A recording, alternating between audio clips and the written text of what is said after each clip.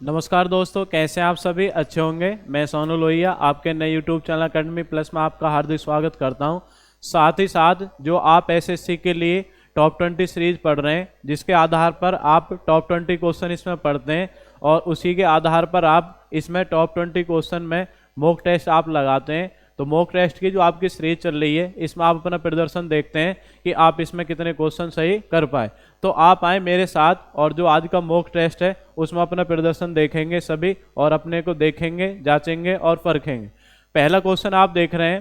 पहला क्वेश्चन है आपका, निम्नलिखित में से कौन सा अंटार्कटिका महाद्वीप में भारत का स्थायी और उसके द्वारा परिचालित अनुसंधान स्टेशन है?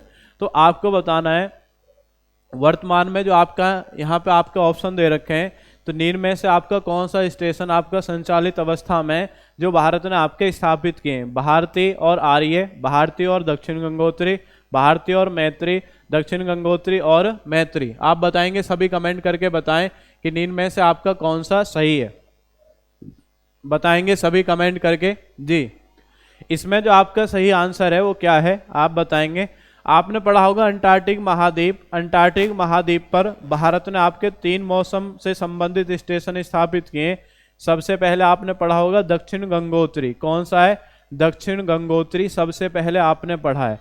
दक्षिण गंगोत्री के बाद में आपका स्थापित किया था मैत्री, और मैत्री के बाद में स्थापित किया है भारती। दक्षिण गंगोत्री, मैत्री और भारती। दक्षिण गंगोत्री हमने 1984 में स्थापित किया। भारत के द्वारा स्थापित अंटार्कटिक महाद्वीप पर पहला स्टेशन कौन सा है? दक्षिण गंगोत्री।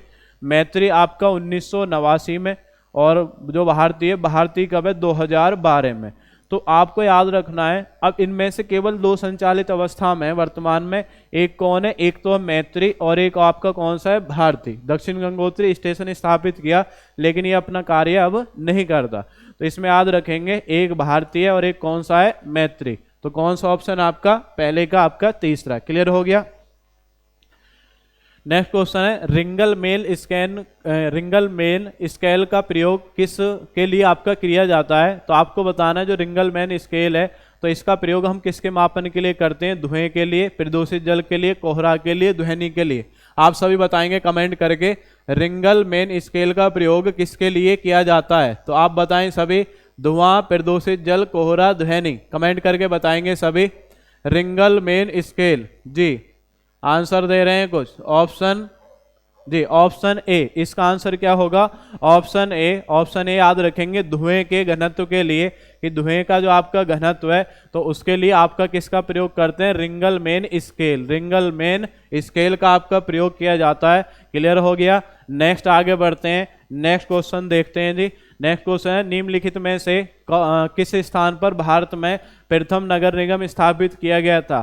तो 4 ऑप्शन है, कोलकाता, मद्रास, बॉम्बे, दिल्ली। सभी बताएंगे कमेंट करके, निम्नलिखित में से किस स्थान पर भारत में प्रथम नगर निगम स्थापित किया था? कोलकाता, मद्रास, बॉम्बे, दिल्ली। सभी कमेंट करके बताएंगे जी कहां पर स्थापित। सब जानते हैं। Option B. ऑप्शन बी कर रहे हैं आंसर। ऑप्शन बी क्या है आपका? मद्रास। ऑप्शन बी क्या है आपका? मद्रास। तो मद्रास आपका भारत का पहला नगर निगम है और इसकी स्थापना सब जानते हैं किस वर्ष की गई थी? 1688। कब की गई थी स्थापना? 1688। पहला नगर निगम आपका कौन है? मद्रास। आगे बढ़ते हैं। नेक्स्ट क्वेश्चन देखते हैं जी। वायुमंडल में प्रकाश के प्रसार का कारण क्या है? वायुमंडल में जो प्रकाश है वो फैल जाता है, तो उसके प्रसार का कारण क्या है? कार्बन डाइऑक्साइड है, धूल के कण है, हीलियम है या जलवाष्प है? बताएंगे सभी कमेंट करके बताएं। वायुमंडल में प्रकाश के प्रसार का कारण क्या है? कार्बन डाइऑक्साइड, धूल के कण, हीलियम या जलवाष्प? सभी बताएंगे कमेंट करके जी। क्या है? धूल के कण। आंसर क्या है इसका? धूल के कण। तो धूल के कण के कारण जब आपका प्रकाश टकराता है तो उसके बाद अलग अलग दिशाओं में आपका अलग अलग दिशाओं में बिखर जाता है, तो आपका ये कारण होता है धूल के कण। आगे बढ़ते हैं। नेक्स्ट क्वेश्चन देखते हैं। नेक्स्ट क्वेश्चन, विश्व का पहला हृदय प्रत्यारोपण निम्न में से किसके द्वारा किया गया था? ये 4 ऑप्शन आपके, doctor Venugopal, William Harvey, Christian Barnard, William Bentinck. आपको बताना है कमेंट करके कि कौन सा आपका आंसर है इसका। विश्व का पहला हृदय प्रत्यारोपण आपने पढ़ा होगा, किसने किया था? कमेंट करके बताएंगे सभी। विश्व का पहला हृदय प्रत्यारोपण बताएंगे जी। विश्व का पहला हृदय प्रत्यारोपण आपने पढ़ा होगा, तो ये किसने किया था आपका? Doctor Christian Barnard. Doctor Christian Barnard ने ये किस वर्ष किया था? 1967। किस वर्ष किया था? 1967 में विश्व का पहला हृदय प्रत्यारोपण आपका किया गया। आपने पढ़ा होगा जो मानव हृदय का जो अध्ययन है वो कौन सी शाखा में करते हैं? कार्डियोलॉजी। कौन सी शाखा है? कार्डियोलॉजी। मानव हृदय कितने कक्षों का होता है? 4 का, जिसमें 2 आलिंद होते हैं और 2 क्या होते हैं आपके? निलय। 2 क्या रहेंगे इसमें? 2 तो रहते हैं इसमें आलिंद, और 2 क्या रहते हैं? 2 रहते हैं आपके निलय। 2 आलिंद और 2 क्या मिलेंगे? आपके निलय। तो आपको याद रखना है कार्डियोलॉजी में करते हैं 4 कक्षों का आपका हृदय बना होता है मानव हृदय, 2 आलिंद मिलेंगे, 2 निलय। और मानव हृदय 1 मिनट में कितनी बार धड़कता है? तो कितनी बार धड़कता है? 72 बार। कितनी बार धड़कता है? 72 बार। याद रखेंगे इसको। और आपसे पूछा जाता है कि बाईपास सर्जरी किससे संबंधित है? तो वो भी किससे संबंधित है? हृदय से। हृदय के कौन से वाले भाग में अशुद्ध रक्त रहता है? अशुद्ध रहता है दाएं में। और जो शुद्ध रक्त है वो कौन से भाग में रहता है? बाएं में। क्लियर हो गया? आगे बढ़ते हैं, नेक्स्ट क्वेश्चन देखते हैं जी। नेक्स्ट क्वेश्चन है, नाइट्रोजन एक आवश्यक अवयव नहीं है। तो नाइट्रोजन मतलब आपको बताया नीर में से जो आपके दे रखे हैं क्लोरोफिल का, आरएनए का, डीएनए का, कार्बोहाइड्रेट का, इसमें से किसका आपका आवश्यक अवयव नहीं होता? नाइट्रोजन। कमेंट करके बताएंगे सभी, क्लोरोफिल का, आरएनए का, डीएनए का, कार्बोहाइड्रेट का। बताएं सभी कमेंट करके। आप सब जानते हैं जो कार्बोहाइड्रेट है, कार्बोहाइड्रेट में आपके 3 होते हैं, एक होता है सी, एक होता है एच और एक होता है ओ। सी से क्या बन जाएगा? सी से तो बन जाएगा कार्बन। क्या बनेगा? सी से कार्बन। एच से क्या बनेगा? एच से बनेगा आपका हाइड्रोजन।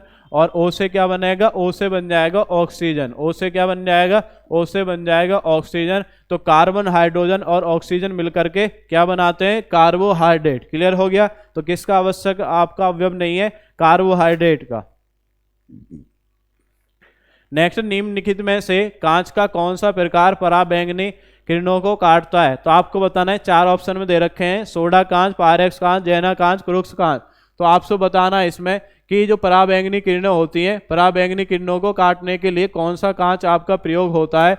बताएंगे सभी, कमेंट करके बताएं पराबैंगनी किरणों के लिए कौन से कांच का प्रयोग किया जाता है? सोडा कांच, पायरेक्स कांच, जैना कांच, क्रुक्स कांच। जी बताएं सभी, कमेंट करेंगे। तो इसके लिए आप कौन से कांच का प्रयोग करते हैं? क्रुक्स कांच। कौन सा कांच आपका? क्रुक्स कांच। क्रुक्स कांच का आपका प्रयोग किया जाता है पराबैंगनी किरणों के लिए। क्लियर हो गया? आगे बढ़ते हैं, नेक्स्ट क्वेश्चन देखते हैं जी।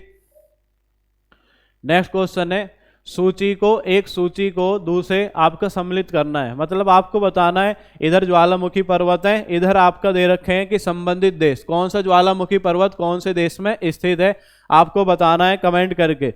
जैसे माउंट रेनर कहाँ पर है, माउंट एटना कहाँ पर है, माउंट पेरिकुटन कहाँ पर है, माउंट एपो कहाँ पर है, बताएंगे कमेंट करके बताएंगे इसका कौन सा आंसर सही होगा। आप मिलान करेंगे सभी, माउंट रेनर कहाँ पर है जी, माउंट एटना कहाँ पर है, माउंट पेरिकुटन कहाँ पर है, माउंट एपो कहाँ पर है, सभी कमेंट करके बताएंगे। तो इसमें आपको याद रखना है जो माउंट रेनर है, माउंट रेनर आपको याद रखना है कहाँ पर है, यूएसए में माउंट रेनर। माउंट एटना सब जानते हैं, माउंट एटना कहाँ पर है, माउंट एटना है इटली में। कहाँ पर है? इटली में। माउंट पेरिकुटन अगर आपसे पूछ रहा है, माउंट पेरिकुटन कहाँ पर आपका, ये है आपका मैक्सिको में। और आपसे पूछा जा रहा है जी माउंट एपो कहाँ पर है, ये आपका फिलीपींस में। कहाँ पर आपका? फिलीपींस। क्लियर हो गया? एक बार पुनः देख लेंगे जी, माउंट रेनर कहाँ पर है, यूएसए में। माउंट एटना कहाँ पर है, इटली में। माउंट पेरिकुटिन कहाँ पर है, मैक्सिको में। माउंट एपो कहाँ पर है, फिलीपींस में। तो आप देखें ए का कौन सा है, ए का हो जाएगा आपका चौथा। कौन सा आपका? चौथा। तो दो ऑप्शन इसमें दे रखे हैं, इधर भी नीचे भी दे रखा है। फिर उसके बाद है बी का क्या हो जाएगा, पहला। तो बी का पहला आप देख रहे हैं इस वाले में, ए का चौथा, बी का पहला। सी का क्या है आपका, सी का हो जाएगा आपका दूसरा, और डी का कौन सा हो जाएगा, तीसरा। तो इसलिए आपका जो ऑप्शन बी है ये वाला आपका सही है। 4 1 2 3 क्या है, 4 1 2 3। क्लियर हो गया? 4 1 2 3। नेक्स्ट आगे बढ़ते हैं। नेक्स्ट क्वेश्चन है, निम्नलिखित में से कौन सा वायु प्रदूषण का सूचक है? वायु प्रदूषण का आपको सूचक बताना है।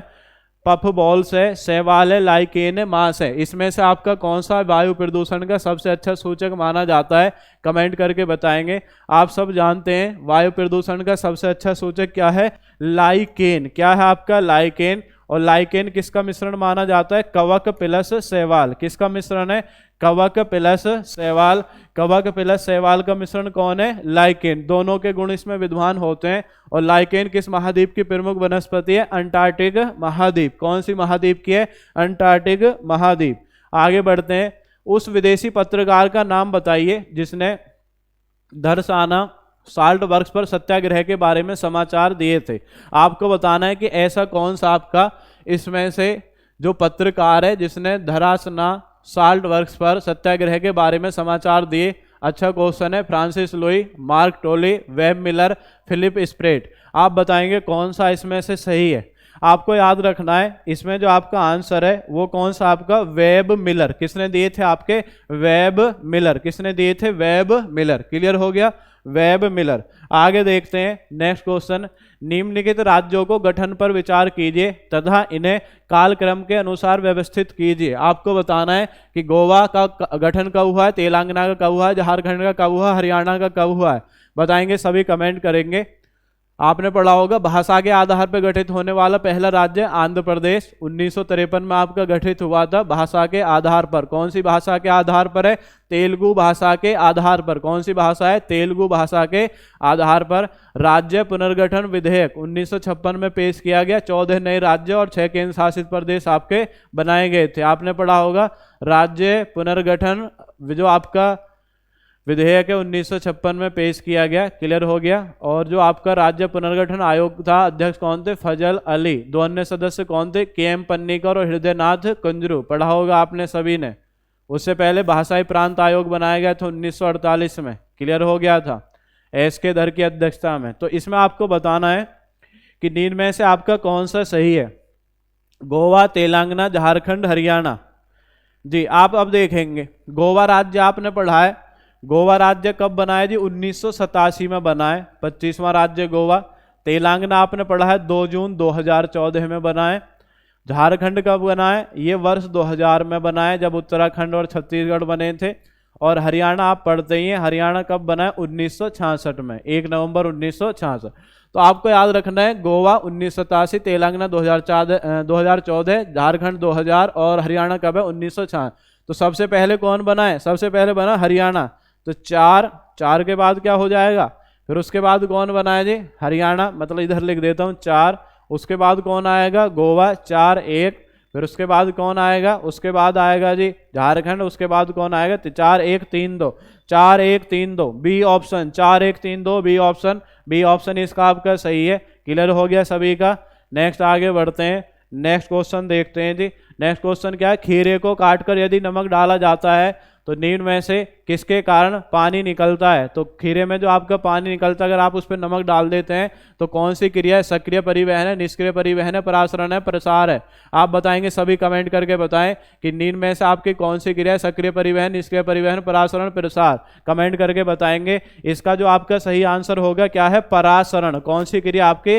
परासरण। नमक उस पर कार्य करता है और उसके बाद उस पर दबाव बनता है तो खीरा आपका पानी छोड़ने लगता है तो क्या हो जाएगा? परासरण। परासरण। क्लियर हो गया? नेक्स्ट है हड़प्पा सभ्यता का लोथल स्थल भारत के किस राज्य में स्थित है? लोथल। लोथल किस राज्य में स्थित है? आप बताएंगे। गुजरात, हरियाणा, राजस्थान, उत्तर प्रदेश। आसान सा क्वेश्चन है आपका। लोथल। लोथल आपने पढ़ा होगा। कमेंट कर रहे हैं कुछ। लोथल कहाँ पर है? लोथल आपका गुजरात। कहाँ पर आपका? लोथल कहाँ पर है जी? गुजरात में। और आपने पढ़ा होगा सिंधु घाटी सभ्यता का बंदरगाह नगर। कौन सा नगर आपका? बंदरगाह नगर। तो बंदरगाह नगर किसको बोलते हैं? लोथल को। कौन सा नगर आपका? बंदरगाह नगर। लोथल है आपका। और कहाँ पर है? गुजरात में स्थित है जी। नेक्स्ट है निम्नलिखित में से भारतीय संविधान का कौन सा अनुच्छेद आकस्मिक निधि से संबंधित है? ये इसके सामने आपके ऑप्शन है अनुच्छेद 265, अनुच्छेद 266, अनुच्छेद 267, अनुच्छेद 268। आपको बताना आकस्मिक निधि जो आपके आपदा के समय काम में लेके आते हैं तो उसे बोलते हैं आकस्मिक निधि। एक होती है संचित निधि। तो 2 निधि होती हैं आपकी। तो इसमें से आपको बताना है किस अनुच्छेद में इसका विवरण आपका मिलता है। आकस्मिक निधि, और आपका कौन सी है दूसरी जो आपकी निधि है उस निधि का आपका नाम क्या है संचित निधि।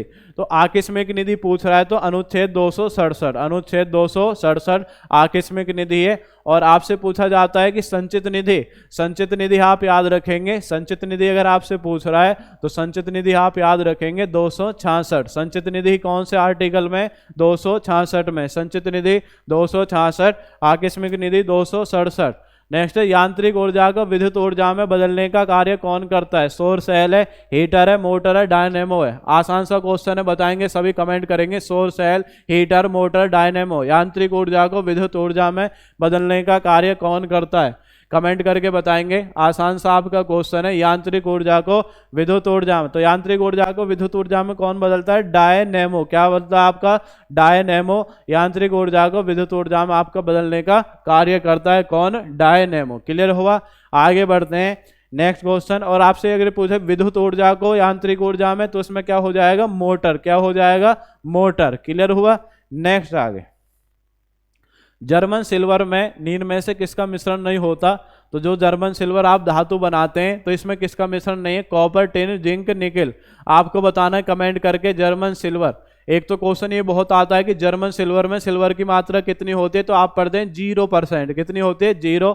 जर्मन सिल्वर, जर्मन सिल्वर का एक कोड है, इसे याद रखेंगे निकुंज। क्या है आपका कोड है, निकुंज। निकुंज क्या है, NI से बन जाएगा नी, कू से बन जाएगा CO, जे से बन जाएगा ZN, तो क्या बन जाएगा, निकुंज। क्या है आपका निकुंज। NI क्या बन जाएगा, निकिल, को से क्या बन जाएगा, कॉपर, ZN से क्या बन जाएगा, जस्ता, तो निकिल बन गया। और उसके बाद क्या, CO कॉपर बन गया, और ZN क्या बन जाएगा आपका, जिंक। तो कौन नहीं इसमें, इसमें नहीं होता जी आपका टिन। कौन नहीं होता, इसमें नहीं होता आपका टिन। कौन नहीं है इसमें, आपका टिन। क्लियर हो गया, नेक्स्ट आगे बढ़ते हैं। नेक्स्ट क्वेश्चन देखते हैं जी। रुद्र सागर झील कौन सी झील है, रुद्र सागर झील किस राज्य में, हिमाचल प्रदेश, पंजाब, मणिपुर, त्रिपुरा।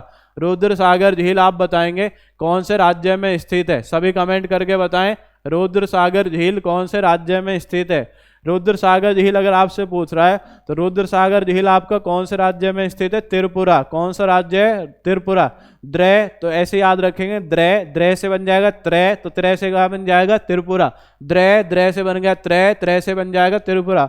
रुद्र सागर झील कहाँ पर आपका, त्रिपुरा। क्लियर हो गया, रुद्र सागर आपकी झील कहाँ पर है, त्रिपुरा। आगे देखते हैं, नेक्स्ट क्वेश्चन देखते हैं जी। नेक्स्ट क्वेश्चन क्या है, नेक्स्ट क्वेश्चन है सूची 1 को सूची 2 से सुमेलित कीजिए। भारत के राज्य और सबसे ऊंची चोटी, तमिलनाडु, राजस्थान, नागालैंड, मध्य प्रदेश। इधर है धूपगढ़, सारमती, गुरु शिखर और डोडा बेटा। यह डोडा बेटा, बेटा नहीं है ये, डोडा बेटा। क्या है, डोडा बेटा। आपको बताना है कि इन में से कौन सा सुमेलित है। आप बताएंगे, सभी कमेंट करके बताएं कौन सा आपका सही होगा जी। मिलान करेंगे सभी। अच्छा क्वेश्चन है, बड़ा क्वेश्चन है, और आपको मिलान करके बताना है कौन सा आपका सही होगा जी। अब हम मिलान करते हैं इनको। इनका क्या है, जैसे आपको याद रखना है धूपगढ़, धूपगढ़ आपको पढ़ाया हुआ है धूपगढ़। तो धूपगढ़ आप पढ़ते हैं जो मध्य प्रदेश है, मध्य प्रदेश की सबसे ऊंची चोटी कौन सी है, धूपगढ़। धूपगढ़ आपने पढ़ा होगा, धूपगढ़। क्लियर हो गया, धूपगढ़ मध्य प्रदेश की सबसे ऊंची चोटी है।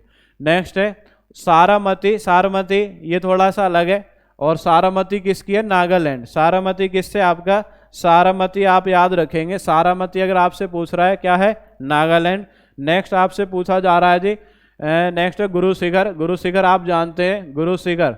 सबसे पुराना पर्वत कौन है, अरावली। अरावली सबसे पुराना है तो सबका गुरु है, और अरावली कहाँ पर है, राजस्थान। तो अरावली गुरु शिखर याद रखेंगे, राजस्थान में। और उसके बाद आप याद रखेंगे जी कौन सी है, डोडा बेटा। आप पढ़ते हैं ये कहाँ पर है, तमिलनाडु में। डोडा बेटा, तो ये कहाँ पर है, तमिलनाडु। क्वेश्चन याद रखना है, अगर आपसे पूछा जाए भारत की सबसे ऊंची चोटी, तो आप पढ़ लेते हैं K2। कौन आपका, K2, गॉडविन ऑस्टिन आपने पढ़ रखा है, गॉडविन ऑस्टिन K2। और इसकी हाइट कितनी है जी, हाइट इसकी याद रखेंगे, इसकी हाइट है 8611 मीटर। कितनी है, 8611 मीटर। क्लियर हो गया, लेकिन ये POK में आती है। और आपसे पूछा जाएगा भारत के मुख्य भूमि की सबसे ऊंची चोटी, आप पढ़ते हैं कंचनजंगा। मुख्य भूमि की कंचनजंगा कंचनजंगा कहाँ पर है? सिक्किम में। इसकी हाइट कितनी? 85-86 मीटर, 85-86 मीटर। भारत के मुख्य भूमि की याद रखनी है, कंचनजंगा सिक्किम राज्य में, हाइट कितनी है? 85-86 मीटर। आपसे पूछा जाता है पूर्वी घाट की सर्वोच्च चोटी, तो पूर्वी घाट की याद रखेंगे जिंदगड़ा। कौन से? आपके जिंदगड़ा कहां पर है? ये है आंध्र प्रदेश में। कहां पर है? आंध्र प्रदेश में जिंदगड़ा। और इससे पहले पढ़ते थे आप कौन सी? महेंद्रगिरी कहां पर है? उड़ीसा। लेकिन उससे ऊंची चोटी कौन सी? जिंदगड़ा। आपने पढ़ी है जो दक्षिण भारत की सबसे ऊंची चोटी कौन सी? अनाईमुदी। कौन सी है? अनाईमुदी कहां पर है? अनाईमुदी कहां पर है? ये आपका केरल में। कहां पर है? केरल में। अनाईमुदी कहां पर है? केरल में। ये आपसे पूछे पश्चिमी घाट की सबसे ऊंची चोटी कौन सी है? अनाईमुदी। तो इनको जरूर याद रखेंगे। आपसे पूछा है भारत की सबसे ऊंची चोटी K2 गाडविन ऑस्टिन, लेकिन पीओके में आती है। भारत के मुख्य भूमि की कंचनजंगा 85-86 मीटर है, सिक्किम राज्य में। आपसे पूर्वी घाट की सर्वोच्च चोटी जिंदगड़ा आंध्र प्रदेश में। इससे पहले पढ़ते थे महेंद्रगिरी उड़ीसा में। और आपसे पूछे दक्षिण भारत की कौन सी? अनाईमुदी। ये आपका कहां पर है? केरल में। आपसे पूछा जाएगा मध्य भारत की सबसे ऊंची चोटी कौन सी? धूपगढ़। कौन सी है? धूपगढ़। और धूपगढ़ कहां पर है? मध्य प्रदेश में। क्लियर हो गया। तो पूर्व की भी होगी, पश्चिम की और उत्तर की भी आपने पढ़ लिया, और दक्षिण की पढ़ लिया, और मध्य की भी। ये आप याद रखेंगे। ये आपका इससे चोटी से संबंधित ये क्वेश्चन आपके आते हैं। और विश्व की सबसे ऊंची चोटी कौन है? Mount Everest. नेपाल और जो आपका चीन है, इन दोनों की सीमा पर स्थित है। उसकी हाइट कितनी है? 8848.86 मीटर। ये आपने पढ़ा है। नेक्स्ट आगे बढ़ते हैं, नेक्स्ट क्वेश्चन देखते हैं जी। ये इसमें कम क्वेश्चन थे, फिर ये मैंने आपका हाथ से लिख लिया है और उसमें आपको बताना है। ठीक है, अच्छा क्वेश्चन है, लेकिन कौन सही सुमेलित नहीं है? इधर जलप्रपात है, इधर आपके नदी है। और उसके बाद आपका हुंड्रू स्वर्णरेखा नदी पर है, चचाई बीहड़ नदी पर है, धुआंधार नर्मदा नदी पर है, बूढ़ाघाट कावेरी नदी पर है। तो आपको बताना है कि निम्न में से आपका कौन सा सही सुमेलित नहीं है। बताएंगे सभी, कमेंट करके बताएं। अच्छा क्वेश्चन है, आपने पढ़ा होगा भारत का सबसे ऊंचा जलप्रपात वर्तमान में आप पढ़ते हैं कुंचिकल जलप्रपात। उससे पहले पढ़ते थे जोगिया गरसोप्पा जलप्रपात। तो आपको बताना है इसमें से कि आपका कौन सा सही सुमेलित नहीं है। हुंड्रू, चचाई, धुआंधार। हुंड्रू आपका स्वर्णरेखा नदी पर है, सही है जी। हुंड्रू स्वर्णरेखा नदी पर है, क्लियर है, सही है। नेक्स्ट है चचाई कहाँ पर है? बीहड़ नदी पर, सही है। धुआंधार नर्मदा नदी पर, सही है। बूढ़ाघाट कावेरी नदी पर नहीं है, बूढ़ाघाट कावेरी नदी पर नहीं है। बूढ़ाघाट कौन सी नदी पर है? बुरहा नदी। कौन सी नदी आपकी? बुरहा नदी। बूढ़ाघाट कौन सी नदी पर? आपका बुरहा नदी। क्लियर हो गया। कौन सी नदी आपकी? बुरहा नदी पर आपका। और बुरहा नदी पर कहाँ पर है? झारखंड में। बुरहा नदी पर कहाँ पर है? झारखंड में। क्लियर हो गया। हुंड्रू आपने पढ़ाई है। हुंड्रू जो आपका स्वर्णरेखा नदी पर है, और स्वर्णरेखा नदी पर कहाँ पर है? स्वर्णरेखा नदी पर आपका झारखंड में। हुंड्रू स्वर्णरेखा नदी पर झारखंड में। चचाई बीहड़ नदी पर MP में है। और आपका धुआंधार आपने पढ़ा होगा बहुत बार, ये नर्मदा नदी पर MP में। क्लियर हो गया। ये चार आपके जलप्रपात थे।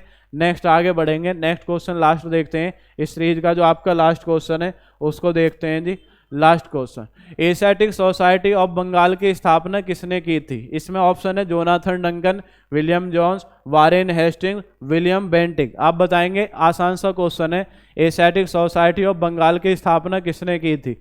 Jonathan Duncan, William Jones, Warren Hastings, William Bentinck. बताएंगे, कमेंट करके बताएं।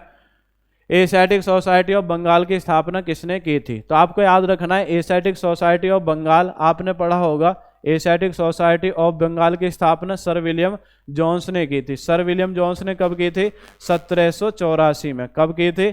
1784 में। और 1784 में किसके शासनकाल में?